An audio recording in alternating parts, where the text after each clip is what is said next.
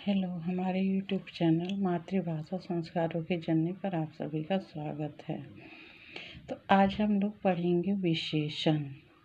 तो देखते हैं विशेषण की क्या परिभाषा है। यह जो शब्द किसी संज्ञा या सर्वनाम की विशेषता बताता है उन्हें विशेषण कहते हैं तथा विशेषण जिस शब्द की विशेषता प्रकट करती है उसे विशेष्य कहते हैं।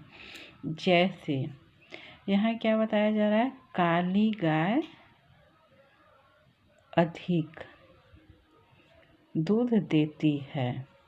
तो काली गाय की विशेषता क्या बताई जा रही है, अधिक दूध देती है। इसी तरह 40 आदमी रूस गए, तो कितने आदमी गए, 40 आदमी। तो ये क्या है, आदमी की विशेषता बताई जा रही है। इसी तरह हम लोग देखेंगे विशेषण और विशेष्य। जैसे काली है विशेषण गाय की विशेषता और विशेष्य क्या हो गया, गाय। इसी तरह कुछ क्या हो गया, विशेषण और विशेष्य लोग हो गए। तो क्या हो गया है, विशेषण और विशेष्य क्लियर हो रहा है हम लोग का। विशेषण के कितने भेद हैं, 4 भेद हैं। कौन कौन है देखते हैं, गुणवाचक, परिमाणवाचक, संख्यावाचक और सर्वनामिक विशेषण। तो गुणवाचक विशेषण क्या है देखते हैं हम लोग। गुणवाचक विशेषण जो विशेषण संज्ञा या सर्वनाम के गुण, दोष, रंग, आकार तथा दशा आदि का बोध कराते हैं उन्हें गुणवाचक विशेषण कहते हैं। जैसे अभी की गेंद लाल है, तो क्या है उसका गेंद का विशेषण क्या, विशेषता क्या बताया जा रहा है, लाल है। हमारे ऑफिस की इमारत पुरानी है, तो यहाँ विशेषता क्या बताया जा रहा है, पुरानी। इसी तरह विलायत राम का नौकर लालची है, तो लालची क्या है, विशेषता बताया जा रहा है संज्ञा का, नौकर का। ताजमहल का चबूतरा चौकोर है, तो क्या बताया जा रहा है, ताजमहल का चबूतरा चौकोर है। तो चौकोर क्या हो गई, विशेषण हो गए। नेक्स्ट हम लोग देखते हैं आगे।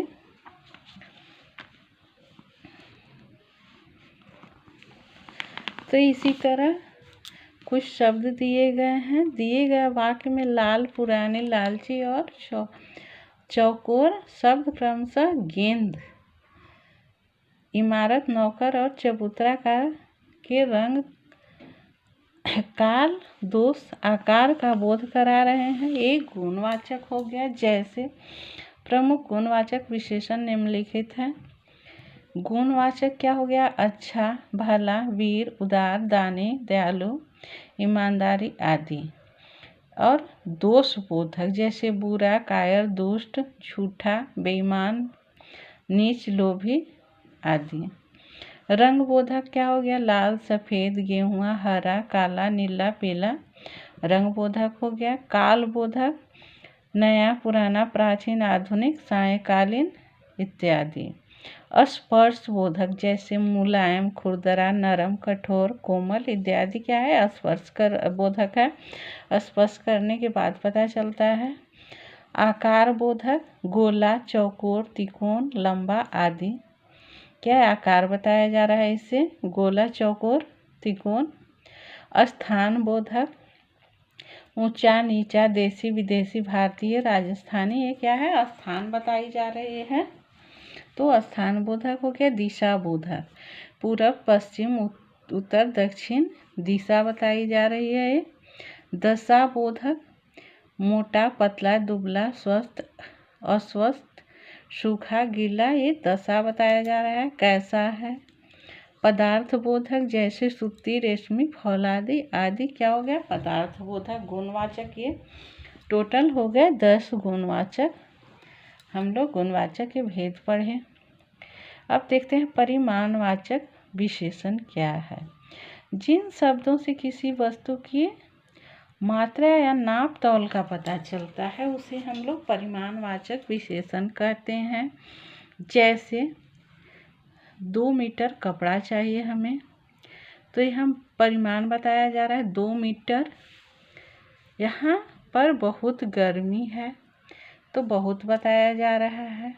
इसी तरह हमें 2 लीटर दूध लेना है तो परिमाण बताया जा रहा है। तो क्या हो गया, परिमाणवाचक विशेषण। अब परिमाणवाचक विशेषण के भी 2 प्रकार हो गए, निश्चय परिमाणवाचक और अनिश्चय। जैसे विशेषण के हम निश्चय बोले कि हमें 1 केजी चावल चाहिए, तो इन विशेषणों में वस्तु या पदार्थ की निश्चित मात्रा का बोध होता है। जैसे हम बोले 1 केजी चावल चाहिए, 1 केजी दूध चाहिए, 1 लीटर पानी लेना है, तो ये निश्चय हो गया। अनिश्चय, इन विशेषणों से वस्तु या पदार्थ की निश्चित मात्रा, नाप, तौल आदि का बोध नहीं होता। जैसे थोड़ा, बहुत, सारा, कुछ, अधिक, पूरा। ये क्या हो गया, यहाँ निश्चित नहीं बोध हो रहा है कि हमें कितना देना है, कितना लेना है। अब संख्यावाचक विशेषण, जिन विशेषणों से संज्ञा या सर्वनाम की संख्या का बोध हो उसे संख्यावाचक विशेषण कहते हैं। जैसे 5 आम, 4 घोड़े, बहुत खिलौने आदि। इनमें 5, 7 तथा बहुत संख्या बताया जा रहा है। जैसे वहाँ 5 लड़के खेल रहे हैं, तो क्या हो गया, संख्या हो गया। मेरे पास 10 कलम है, तो ये भी संख्या बताया जा रहा है। संख्या में भी निश्चय और अनिश्चय 2 होंगे। तो अभी जैसे हम बताए परिमाणवाचक में निश्चित और अनिश्चित, तो इसी तरह यहाँ संख्या में भी निश्चित और अनिश्चित हम लोग को पढ़ना है। नेक्स्ट है सर्वनामिक विशेषण। संज्ञा की ओर संकेत करने वाले विशेषणों को सर्वनामिक विशेषण कहते हैं। ये विशेषण सर्वनाम शब्दों से बनते हैं। इन्हें संकेतवाचक विशेषण भी कहते हैं। जैसे वह चित्र दादाजी का है, वह आदमी बीमार है, ये बच्चे किसके हैं, वे लड़के हमारे मित्र हैं। तो ये क्या है, सर्वनामिक विशेषण है। हम लोग देखते हैं सर्वनाम तथा सर्वनामिक विशेषण में अंतर। क्या अंतर है सर्वनाम तथा सर्वनामिक विशेषण में? तो जैसे संज्ञा के स्थान पर प्रयोग किए जाने वाले शब्द सर्वनाम होते हैं, पर जब वही सर्वनाम शब्द संज्ञा के स्थान पर न आकर के संज्ञा के साथ अलग कर उसके अर्थ में विशेषता ला देते हैं, तो वे सर्वनामिक विशेषण कहलाते हैं। जैसे वह नहीं आया, तो वह क्या हो गया, सर्वनाम हो गया। इसी तरह बाहर कोई खड़ा है तो सर्वनाम हो गया। अब प्रविशेषण क्या है हम लोग देखते हैं। नहीं, जैसे अभी हम लोग सर्वनाम पढ़े, लेकिन सर्वनामिक विशेषण क्या है, वह लड़का नहीं आया, तो वह क्या हो गया, सर्वनाम हो गया। लड़का क्या हो गया, संज्ञा हो गया। तो यहाँ क्या हो गया, सर्वनामिक विशेषण। वह बाहर कोई आदमी खड़ा है, सर्वनामिक विशेषण हो गया। इसी तरह किसी साथी को बुला लो, तो सर्वनामिक विशेषण हो गया। अब हम लोग जैसे सर्वनाम और विशेषण पढ़े और विशेष्य पढ़े, अब हम लोग क्या विशेषण के भेद भी पढ़े। तो अब हम लोग देखते हैं प्रविशेषण क्या है। निम्नलिखित वाक्य को ध्यानपूर्वक पढ़ें। तो कुछ उदाहरण दिया गया है, लेकिन पहले हम लोग देखते हैं प्रविशेषण क्या है। जो शब्द विशेषणों की विशेषता बताता है उन्हें प्रविशेषण कहते हैं। जैसे सौम्या बहुत सुंदर लड़की है, तो बहुत क्या है, सौम्या की विशेषण बताई रही है, लेकिन बहुत सुंदर, तो सुंदर क्या हो गया, सुंदर यहाँ विशेषण है, लेकिन बहुत प्रविशेषण हो गया। सौम्या सुंदर लड़की नहीं है, यहाँ सौम्या बहुत सुंदर लड़की है, तो सुंदर विशेषण हो गया, लेकिन बहुत प्रविशेषण हो गया। तो इसी तरह हम लोग देखें, अथर बड़ा चालाक है। तो क्या है, अथर चालाक है। चालाक तो विशेषण हो गया, लेकिन बड़ा तो विशेषण की भी विशेषता बताई जा रही है। तो प्रविशेषण क्या हो गया, बड़ा।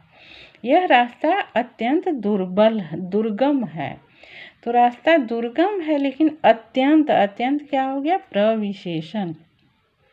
अब विशेषणों की तुलना कैसे की जाती है? गुण दोष के आधार पर गुणवाचक विशेषणों की तुलना की जाती है। इस तुलना को 3 अवस्था होती है, मूलावस्था, उत्तरावस्था और उत्तमावस्था। मूलावस्था क्या है? इनमें किसी व्यक्ति, वस्तु या स्थान की सामान्य विशेषता बताई जाती है, जैसे गरिमा लंबी है। तो क्या हो गया, मूलावस्था। उत्तरावस्था, इसमें 2 व्यक्तियों, वस्तुओं या स्थानों की परस्पर तुलना में एक को अधिकता तथा दूसरों को न्यूनता बताई जाती है, जैसे गरिमा सरिता से अधिक लंबी है। तो पहला हम लोग मूलावस्था में क्या पढ़े, गरिमा लंबी है, तो केवल गरिमा के बारे में बोला गया। लेकिन उत्तरावस्था में क्या है, 2 में बराबरी की जाती है, लेकिन एक को एक से ज़्यादा बताया जाता है। तो गरिमा लंबी है, लेकिन गरिमा सरिता से अधिक लंबी है, तो उत्तरावस्था हो गया। उत्तमावस्था, इनमें 2 से अधिक व्यक्तियों, वस्तुओं या स्थानों की तुलना करके किसी एक को सबसे अधिक या सबसे कम बताया जाता है, जैसे सुनीता सबसे लंबी लड़की है। तो यहाँ क्या बताया जा रहा है, 2 या 3 से तुलना कर रहे हैं, लेकिन बता क्या रहे हैं, सुनीता सबसे लंबी है। जितने वहाँ लड़की हैं, उनमें से सुनीता सबसे लंबी लड़की हो गए, तो उत्तमावस्था हो गया। विशेषण की अवस्थाओं के रूप, मूलावस्था, उत्तरावस्था, उत्तमावस्था। अब देखते हैं हम लोग कैसे। विशाल, विशाल मूलावस्था हो गया। उत्तरावस्था में क्या हो गया, विशालतर। उत्तमावस्था में क्या हो गया, विशालतम। इसी तरह हम लोग देखते हैं, तीव्र मूलावस्था हो गया, उत्तरावस्था तीव्रतर और उत्तमावस्था तीव्रतम। आगे हम लोग देखते हैं,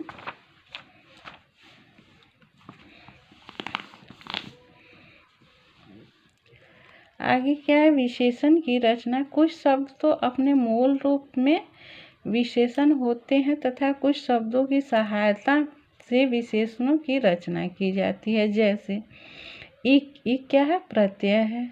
समाज संज्ञा हो गया, तो सामाजिक विशेषण हो गया।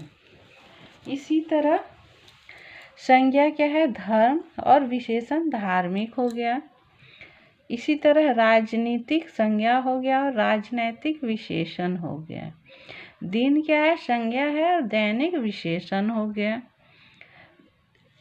तो इसी तरह हम लोग क्या है, कुछ प्रत्यय जोड़ करके और संज्ञा से विशेषण हम लोग बनाना सीख लिए। अब हम लोग देखते हैं सर्वनाम शब्दों से विशेषण बनाना। ये देखते हैं कैसे बनता है सर्वनाम शब्द से विशेषण। जैसे क्रिया क्या है, लड़ना। तो यहाँ लड़ना विशेषण क्या हो जाएगा, उसका लड़ाको। क्रिया बेचना है, तो विशेषण बिकाऊ हो गया। क्रिया टिकना है, तो विशेषण टिकाऊ हो गया। अब इसी तरह हम लोग देखते हैं क्रिया शब्दों से विशेषण बनाना। यहाँ हम लोग सर्वनाम शब्द से विशेषण बनाए। अब यहाँ क्रिया शब्द से विशेषण बनाना।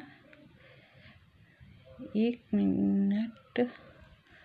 जैसे क्रिया शब्द से हम लोग देखना, विशेषण क्या होगा, दिखाओ। और बेचना बिकाऊ हो गया। पठ पठित हो गया। बहना और बहता हुआ हो गया। अब हम लोग क्या है, यहाँ सर्वनाम शब्द से बनाएंगे विशेषण। जो क्या है, सर्वनाम शब्द है, तो विशेषण क्या हो गया, जैसा। वह सर्वनाम शब्द हो गया, तो क्या है, वैसा बन गया। तुम सर्वनाम शब्द है, तो विशेषण तुम्हारा हो गया। इसी तरह यह सर्वनाम शब्द है, तो यह क्या हो गया, सर्वनाम शब्द, लेकिन विशेषण यह का क्या होगा, ऐसा। मैं सर्वनाम शब्द है तो विशेषण मुझसा। अब अव्यय, अव्यय शब्द से विशेषण बनाना, तो ऊपर क्या है, अव्यय है तो विशेषण ऊपरी हो गया। सतह अव्यय हो गया तो सतही, और विशेषण हो गया। नेक्स्ट हम लोग देखते हैं, जैसे अव्यय भीतर है तो भीतरी विशेषण हो गया। नीचे अव्यय है तो विशेषण क्या हो गया, निचला हो गया। बाहर अव्यय है तो विशेषण बाहरी हो गया। पीछे अव्यय है तो पिछला विशेषण हो गया। तो हम लोग देखते हैं कुछ ऑप्शनल क्वेश्चन। संज्ञा की विशेषता बताने वाले शब्दों को क्या कहते हैं? तो संज्ञा की विशेषता कौन बताता है? प्रविशेषण, विशेष या विशेषण? तो आंसर क्या होगा, विशेषण। कौन सा शब्द विशेषण है? कौन सा शब्द विशेषण है? प्यास, भीतर, आर्थिक, तो आर्थिक विशेषण हो गया। विशेषण की विशेषता बताने वाले शब्द को क्या कहते हैं? तो विशेषण की विशेषता बताने वाले शब्द को विशेषण कहते हैं, क्रिया विशेषण कहते हैं या प्रविशेषण कहते हैं? तो विशेषण की विशेषता बताने वाले शब्द को प्रविशेषण कहते हैं। तो अभी तक आप लोगों को ये विशेषण चैप्टर अच्छे से समझ में आया होगा। क्या क्या हम लोग पढ़े, विशेषण पढ़े, विशेष्य पढ़े, विशेषण के भेद पढ़े हम लोग, और प्रविशेषण पढ़े, और सर्वनाम शब्द से क्या है, विशेषण में परिवर्तन, क्रिया शब्द से विशेषण में परिवर्तन किए, और अव्यय से हम लोग क्रिया विशेषण में परिवर्तन किए। इसी तरह हम लोग प्रत्यय शब्द से भी विशेषण बनाए। विशेषण के 4 भेद पढ़े। तो अभी तक हम लोग को जितना पढ़े आप लोग सभी को अच्छे से समझ में आया होगा। तो वीडियो देख कर के लाइक और सब्सक्राइब कर दीजिए। धन्यवाद।